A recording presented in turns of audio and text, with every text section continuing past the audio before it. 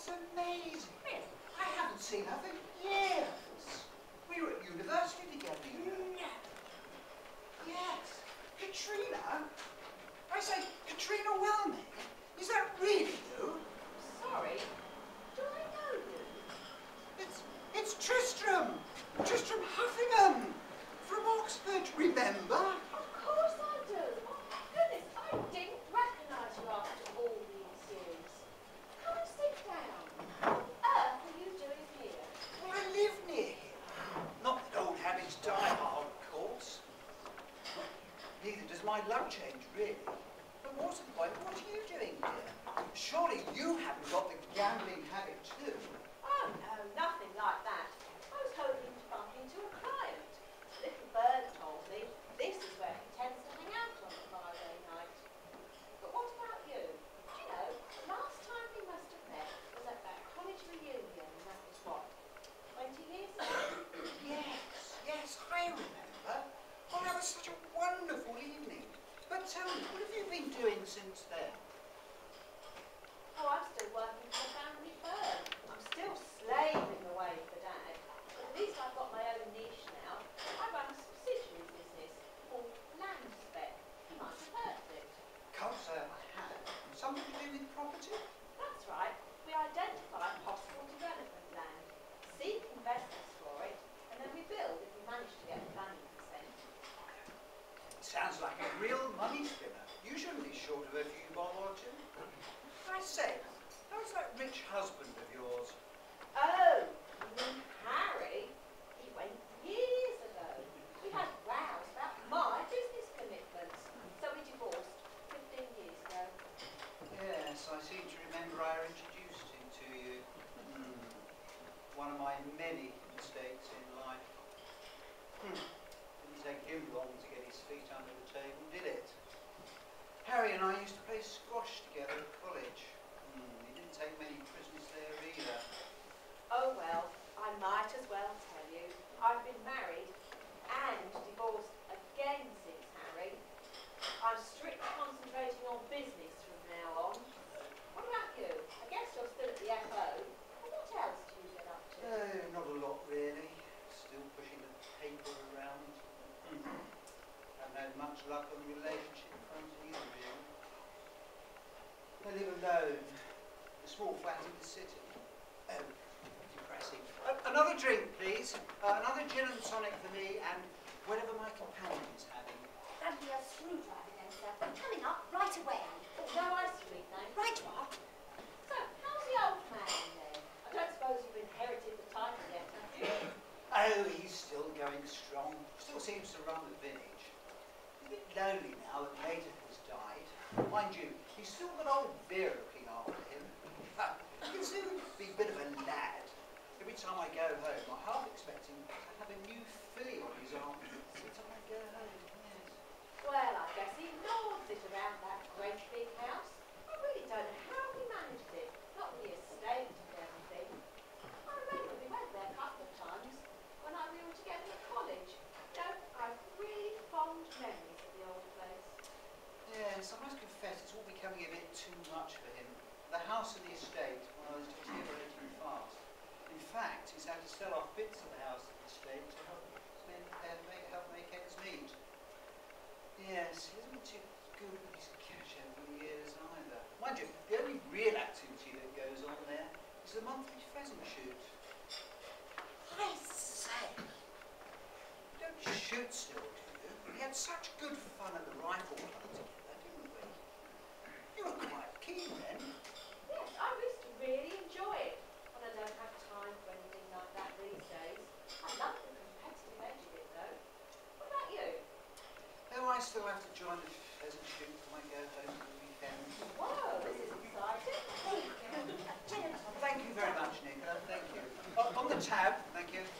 Yes, I have to join the shoot every time I go home. But to be honest, I only went along to the rifle club to meet up with you. Now there's a confession, isn't there? Well, I suppose we used to have a good time in those days.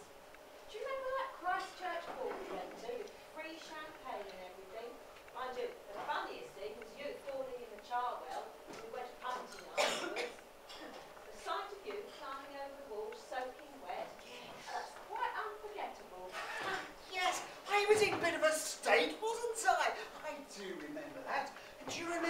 Yes, Roddy, coming back from that fancy dress party with Anne dressed as Bonnie and Clyde. The police weren't too impressed with that Sten gun he managed to borrow from the Air Training Corps Armoury. Yes, I remember. It took even all his powers of persuasion to get out of that one, especially as he had more than one too many answers to that stage of the evening. He was a bit of a card, wasn't he? I wonder what happened to him. Been signed for fraud, I shouldn't wonder. Either that or sunning himself in Monte Carlo. I seem to remember you getting yourself into one or two scrapes. You leasing that bikini top of yours at Wagstaff's 21st birthday party certainly proved popular amongst the guests. Well, the male ones at least. I say, hope you're a little better behaved these days. Well, we're all older and more mature now, aren't we? But one still does have one's moments. Oh, in that case, if that's right with you then, how about you join the monthly pheasant shoot? I'm sure Pater would be pleased to see you, and I'm sure he'll make you most welcome. It's always the second weekend of the month. That sounds like great fun. You know, it might be possible. I'll have to check the date. Can you give me your number? And I'll confirm with you tomorrow. Look, here's my card, as we could travel down together. That'd be lovely. Brilliant, excellent. Well, I look out for your reply. I'm going to have to leave you in a minute. I'm expected at a meeting. Oh, heck. In fact, I'm going to be late. Nothing changes then. Right, lovely.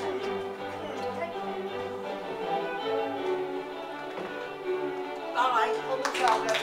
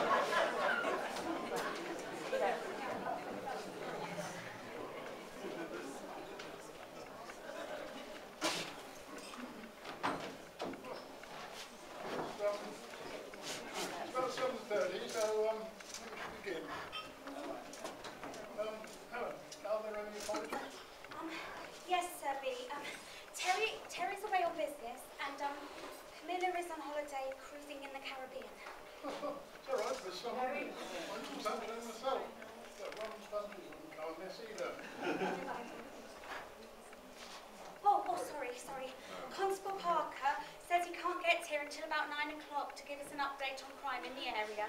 We'll just press on. Minutes of the last meeting, please.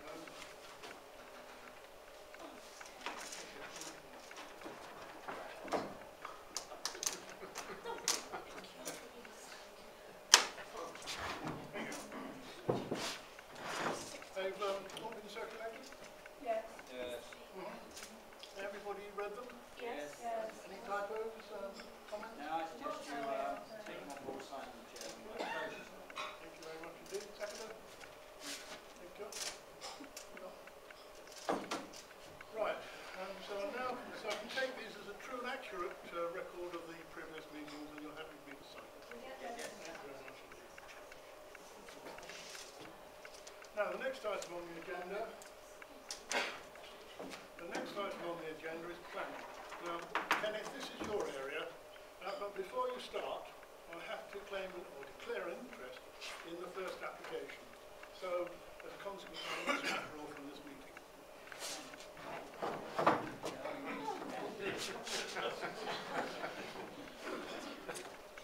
Right.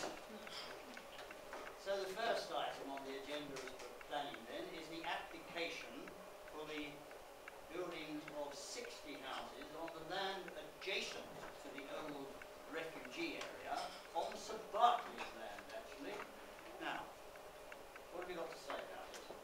Just a moment, before we start, Kenneth, shouldn't you also declare an interest in this one? What? Your land backs onto the planned development, and you have previously indicated a strong objection to this. Well, I have always shown the greatest objectivity about these matters in council meeting, and I rather object to the fact that you should raise the question now. It's a matter of my integrity. But you do have a close interest. Well, I think Christine has a point. I mean, the council must be seen to be whiter than white. Thank you. But what do you think, Ellen? Me. Yes, you, Ellen. We should be seen to act correctly. I mean, if Kenneth was to declare an interest in the property, I mean. But if he goes, who is going to chair the meeting? I mean, Terry is vice chair and he's not here. Yes, well, that's nothing new, then is it? I suppose I'd better stay, let's go. Ken, you are normally such a stickler for the rules. You really must follow your normal principles. What?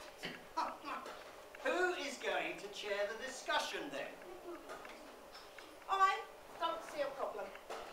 In Terry's absence and Sir B's interest in this case, then Christine as the vice chairman will be able to lead the meeting. There was a precedent set some years ago when the councillors were all down with the flu. We had to discuss the planning on the conversion of the ocean in the park. There was only 4 of us then. And our Jasper took charge. He was vice chair of the council, even though his knowledge of planning could be written on the back of one of his cigarette papers. Very well. You have it your own way. Really? Let's settle then.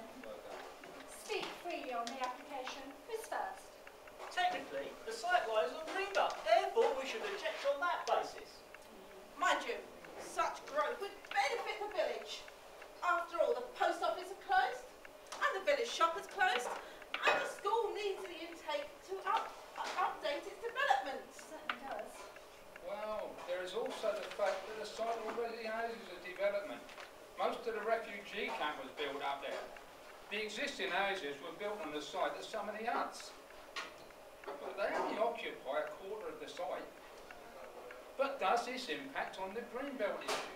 The greenbelt is the greenbelt. In my view, it's an open and shut case. The site certainly has historic interest and is almost used as a shrine by some. They will be devastated if permission was granted to build. You know, I well remember playing up there as anybody. Before the army came in over, then they fenced it all off. But we still used to go in there. Oh, made hide and seek much more exciting. All those guns going off in the background. Let's get back to business. I believe the development in the Greenbelt can be permitted if a special case is made out for it and accepted by the local authority. those old nips and nuts came quite useful after the war as well, you know. Every Saturday night, all us youngsters used to go up there and talk. I spent many a night up there with my young Mabel. You wouldn't believe it. A bit too much information. Let's stick to the point. This is a serious matter and could cause a real problem for the village. Oh, yeah. Real problem for you and Ken, you mean? Spoil your precious countryside views.